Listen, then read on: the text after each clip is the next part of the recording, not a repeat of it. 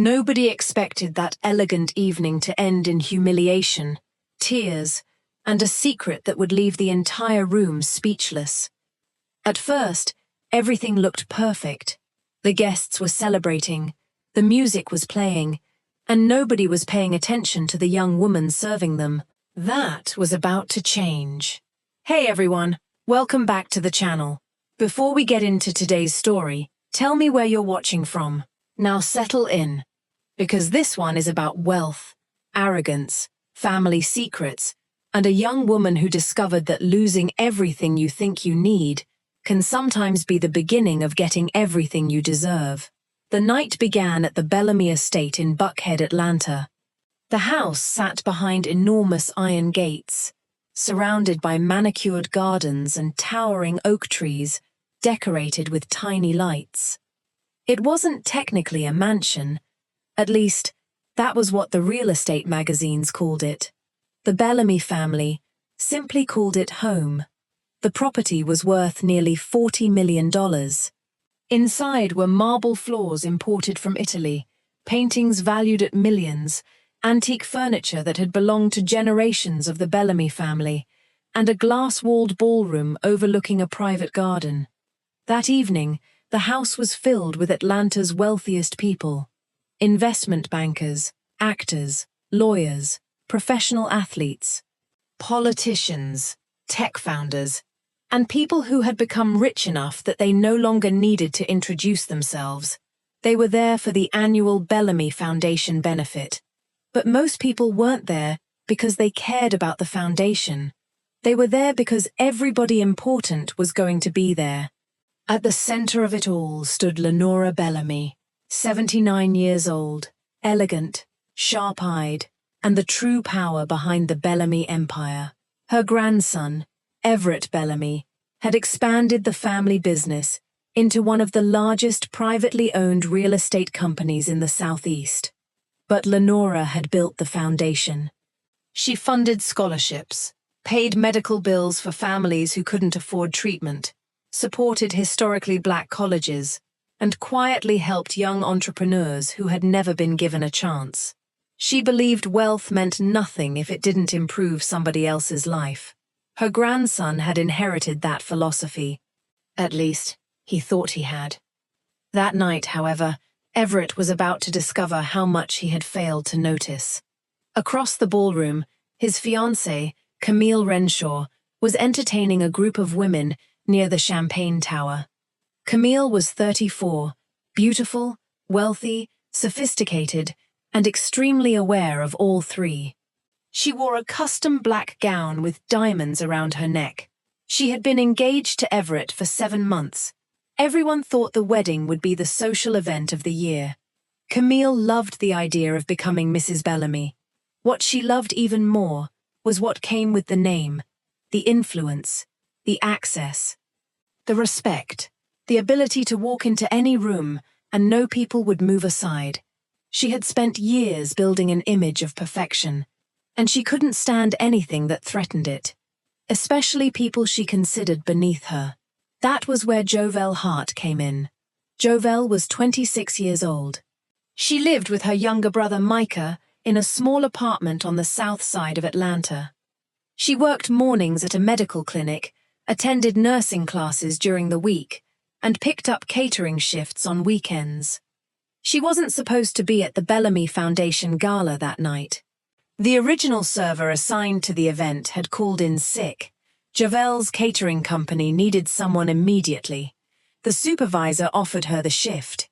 It paid almost 3 times what she normally made in one evening. Jovelle accepted without hesitation. Micah had been diagnosed with a heart condition when he was 16. Now 21, he needed a procedure that their insurance wouldn't completely cover. Every extra dollar mattered. So Jovelle put on the black catering uniform they gave her, pulled her hair into a neat bun, and told herself one thing before entering the Bellamy estate: do your job, keep your head down, go home. She had no idea she was walking into the biggest turning point of her life.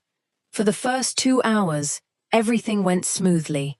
Jovelle carried drinks, collected empty plates, checked on elderly guests, helped an older woman find the restroom, and quietly noticed things most wealthy guests never noticed. A server was overwhelmed, a guest had dropped a fork, an elderly man needed his chair moved closer to the table.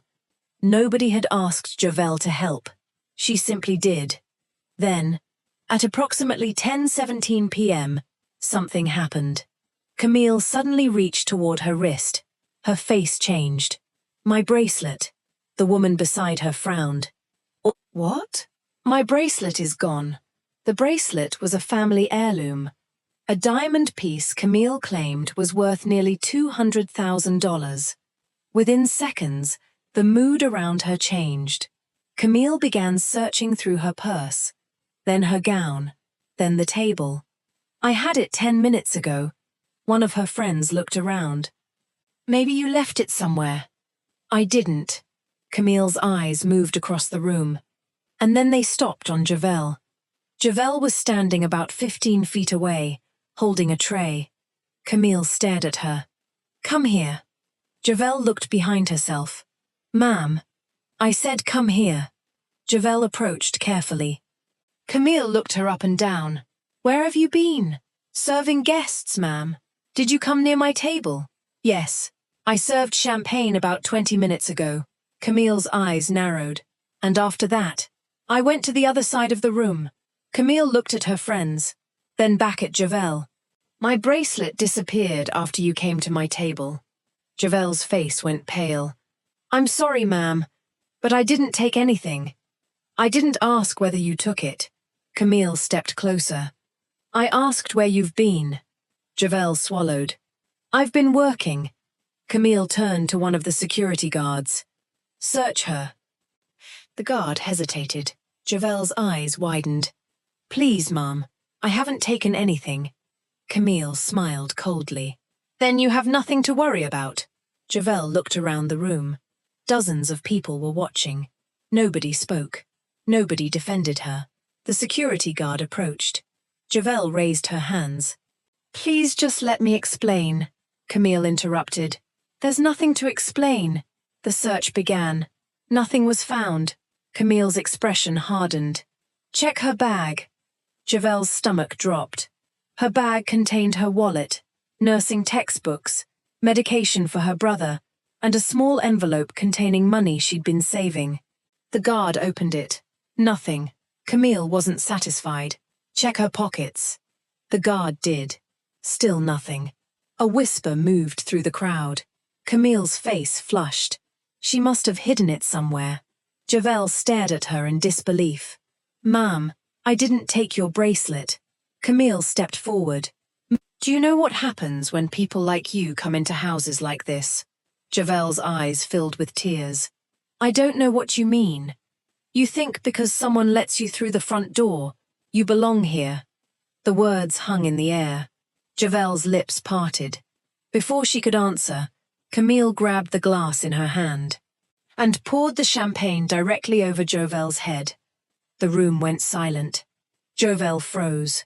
Cold liquid ran down her face, her neck, her uniform. Someone gasped. A woman covered her mouth. Camille stared at her. "Maybe now you'll remember your place." Jovelle stood completely still. Her hands trembled. She could have screamed. She could have cursed. She could have thrown the empty tray at Camille. Instead, she whispered, "I know exactly where I belong." Camille laughed. "Do you?" Jovelle looked directly into her eyes. "Somewhere I don't have to be afraid of people who have more money than me." The room became even quieter. Camille raised her hand. But before she could do anything else, another voice cut through the room. "Don't." Everett Bellamy had entered the ballroom. He had been speaking with a donor in another room when someone told him there was a problem. He hadn't expected this. He stared at Jovelle, then at Camille, then at the security guard standing beside them. What happened? Camille immediately changed her expression. "Everett, thank God." She rushed toward him. "This employee stole my bracelet." Everett looked at Jovelle. "Is that true?" Jovelle shook her head. "No, sir," Camille interrupted. She was the only employee near me when it disappeared. Everett looked at the security guard. Did you find anything? No, sir. Then why is she being accused? Camille's face tightened. Because she had access. Everett looked at her. So did 50 other people. Everett, where is the bracelet? I don't know. Then we keep looking. Camille lowered her voice. You are embarrassing me. Everett's expression changed. No, Camille. He glanced at Jovelle's soaked uniform. You're embarrassing yourself. A murmur moved through the ballroom. Camille stared at him as though he'd slapped her. Everett walked toward Jovelle. I'm sorry. Jovelle looked down. Sir, I just want to go home. You can, Camille snapped. You're seriously letting her leave? Everett turned. She hasn't done anything wrong. You don't know that. And you don't know that she did. Camille's mouth opened. Nothing came out. Then something unexpected happened. A soft tapping sound came from the other side of the ballroom. Tap, tap, tap. Everyone turned. Lenora Bellamy was standing. Her cane touched the marble floor again. Tap. She looked at Camille. Then at Jovelle. And finally at her grandson. Everett, she said. Bring me that bracelet. Camille frowned. What? Lenora's eyes narrowed. I said bring me the bracelet. But it's missing. No. Lenora slowly walked toward them. It isn't missing. Everyone stared. Lenora stopped beside Camille. You dropped it. Camille's face drained of color. What are you talking about? Lenora pointed toward the massive floral arrangement beside the stage. Search the vase. A security guard hurried over. He carefully reached between the flowers. His hand disappeared, then came back out, holding a diamond bracelet. The ballroom erupted in whispers. Camille stared. She couldn't breathe. The guard walked toward Lenora and handed it to her. Lenora looked at the bracelet, then at Camille. You weren't robbed. Camille's voice shook. I didn't know. No. Lenora's voice remained calm. You didn't know where your bracelet was, so you chose the easiest person in the room to accuse. Camille looked at Everett. Everett, I swear, he shook his head. Don't. But Lenora wasn't finished. She looked at Jovelle. I'm sorry. Jovelle nodded, tears still sitting in her eyes. Lenora turned toward the crowd. And everyone who watched this happen without saying a word should be sorry too. Nobody moved. Nobody spoke. Then Lenora said something that changed the entire atmosphere. Because I know exactly what it feels like to be accused simply because you are the person in the room with the least power. Everett looked at his grandmother. He had heard stories about her childhood, but he'd never heard her speak like this. Lenora took a slow breath. When I was 19, I worked as a live-in housekeeper for a wealthy family in Macon. The room became still. I was accused of stealing a gold watch. She smiled bitterly. I didn't steal it. She looked at Jovelle. But nobody believed me. Her voice became softer. I was searched in front of the entire household. Jovelle's eyes lifted. Lenora continued. They found the watch 3 days later, inside the pocket of the man who owned it. A few guests exchanged uncomfortable looks. He had forgotten he'd put it there. Lenora paused. But nobody apologized. She looked toward Everett. Nobody except one person. Everett's face softened. Lenora continued. Your grandfather. He was 24 years old. He wasn't rich. He wasn't powerful. But he saw what happened to me and decided he couldn't stay silent. She looked at Jovelle. He told his father that if I was dismissed, he would leave too. Then what happened? Someone whispered. Lenora smiled. He helped me enroll in business school. The room was silent. He believed I was capable of becoming more than somebody else's housekeeper. She touched the cane in her hand. That decision changed my life. Lenora looked around the ballroom. I eventually built my own company. Then she looked at Everett. Your grandfather joined me. A stunned silence followed. We didn't inherit this family. Lenora said. We built it. She looked at Jovelle. And we built it because we knew what it felt like to be looked down upon. Camille's eyes were wet now, but Lenora didn't comfort her. Instead, she said, money can buy beautiful houses. She glanced around the ballroom. It can buy diamonds. It can buy cars. It can buy access. But it cannot buy character. Nobody moved. Lenora turned to Everett. You know what your grandfather would have done tonight? Everett nodded. Yes, grandmother. Lenora looked at Camille. And you know what you should do? Camille's lips trembled. Leave. That single word destroyed the fantasy Camille had spent 7 months building. She looked at Everett. You're ending our engagement over this? Everett stared at her. No. He paused.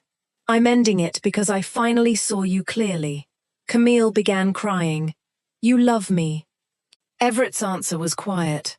I loved who I thought you were. Camille walked out of the ballroom. No dramatic shouting. No screaming. Just the sound of her heels disappearing down the marble hallway. Jovelle remained frozen. Lenora approached her.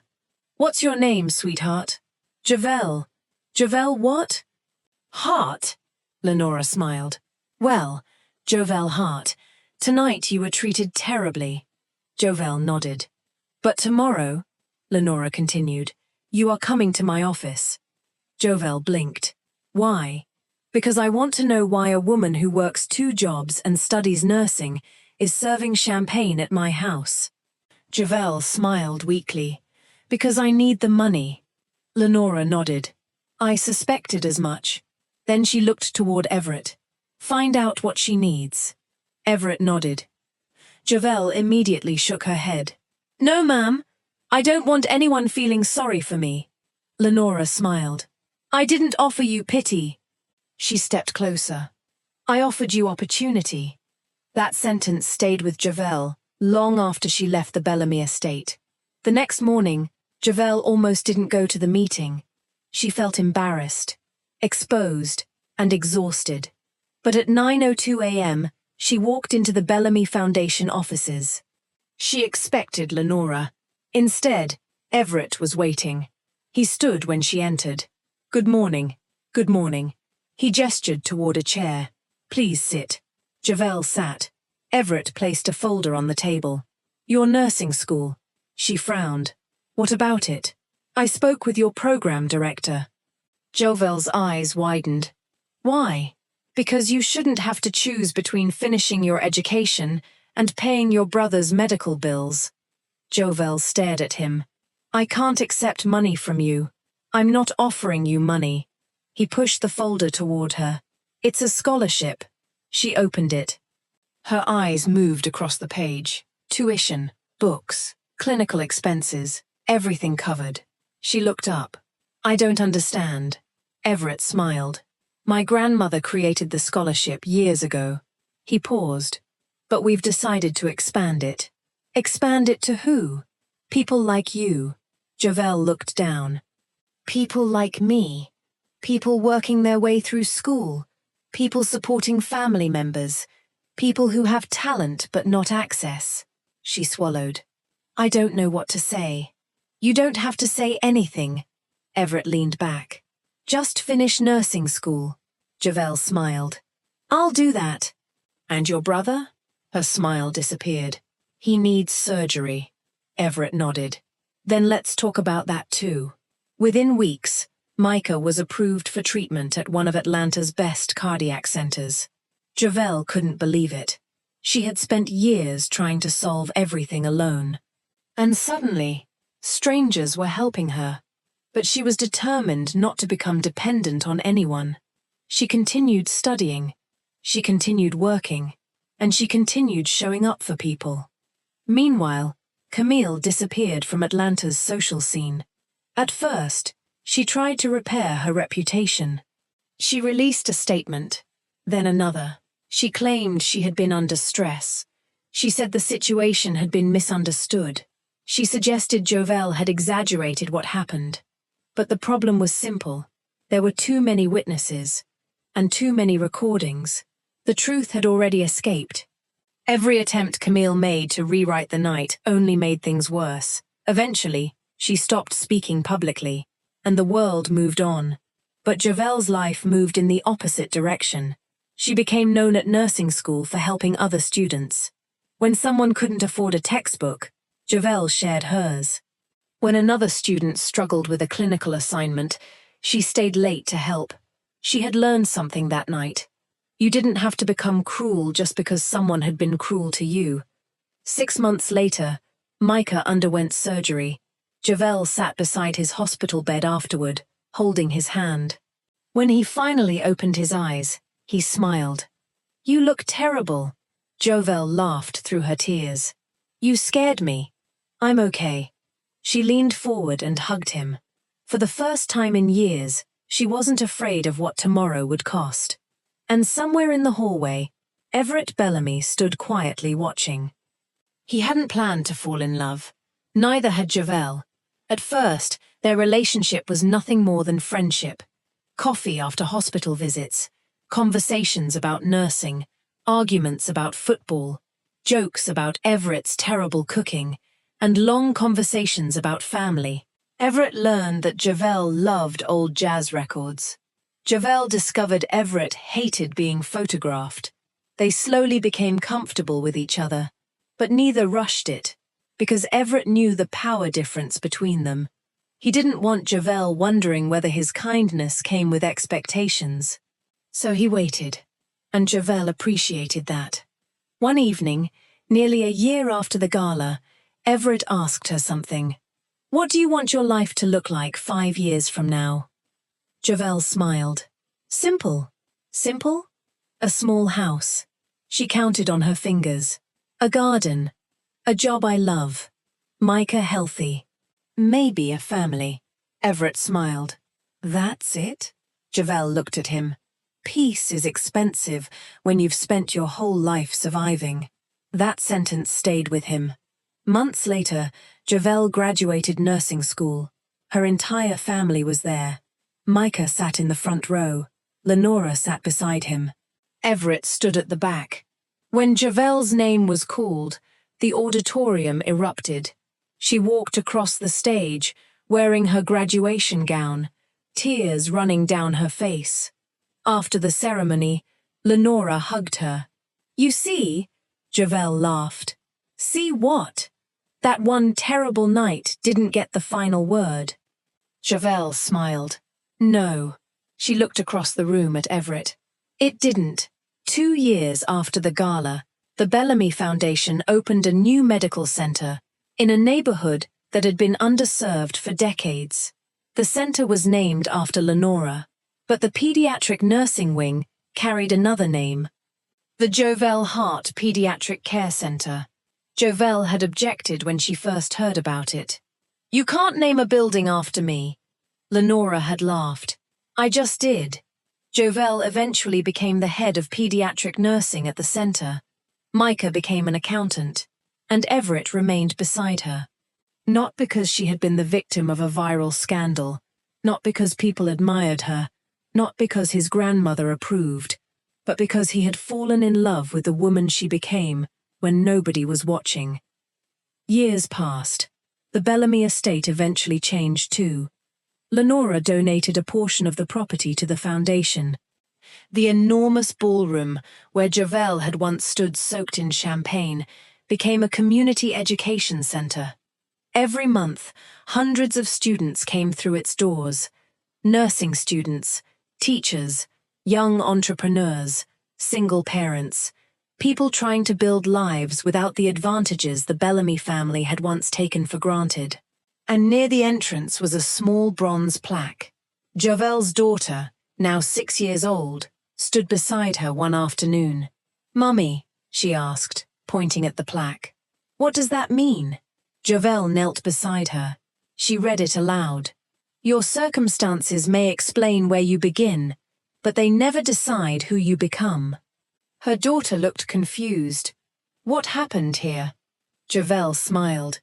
"A long time ago, Mummy came here to work. Did you like it?" Jovelle laughed softly. "Not that night." "What happened?" Jovelle looked toward the ballroom. She could still remember the champagne running down her face, the whispers, the embarrassment, the feeling that everyone was looking at her and nobody was seeing her. But she could also remember Lenora's cane tapping against the marble. Tap, tap, tap. And the moment someone finally said, "Don't," Jovelle looked at her daughter. Something bad happened. Her daughter frowned. "Did you cry?" "Yes." "Were you scared?" "Very." "What did you do?" Jovelle smiled. "I kept going." Her daughter wrapped her arms around her. Then Everett appeared behind them. He lifted their little girl into his arms. "You ready to go?" She nodded. "Mummy was telling me about the scary room." Everett looked at Jovelle. "She has the short version." Jovelle laughed. "Some stories don't need all the details." Everett kissed her forehead. They walked away together. And behind them, the old ballroom stood quietly. The same room that had once been filled with wealthy people who thought money made them important. Now it was filled with students, hope, opportunity, and people who had been told their entire lives that they weren't enough. That was the real ending. Not the engagement that failed, not the woman who lost her reputation, not even the billionaire who fell in love with the young woman he once barely noticed. The real ending was what happened when a family with enormous wealth finally remembered why wealth should matter. Jovelle had walked into that mansion, believing she was only there to earn enough money to survive. She left with something she couldn't have bought: a chance. And she proved that the most powerful person in a room isn't always the person wearing the most expensive clothes. Sometimes it's the person who has every reason to become bitter, but chooses kindness anyway. Sometimes it's the person who is humiliated, but refuses to surrender their dignity. And sometimes the person everyone overlooks becomes the person everyone remembers. So if you've ever been treated like you were less important because you didn't have enough money, if you've ever been judged by your clothes, your job, your neighborhood, or your circumstances, remember Jovelle. Because people can misunderstand you, they can underestimate you, they can even try to convince you that you're worth less because you have less, but they cannot decide your value. You do that by how you carry yourself when nobody is clapping. And perhaps the greatest lesson from that night is this: money can open doors, but character determines what happens after you walk through them. If this story touched your heart, don't forget to like this video. Subscribe to the channel for more emotional stories about resilience, family, betrayal, kindness, and unexpected second chances. And tell me in the comments, if you had been standing in that ballroom when Jovelle was accused, would you have spoken up? I'd love to hear what you would have done. Until next time, remember, you don't have to become cruel because someone was cruel to you. You don't have to become bitter because life was unfair. And you never have to apologize for carrying your dignity through a room that refuses to recognize it. Because sometimes, the person everyone thinks is powerless is the person who ends up changing everything.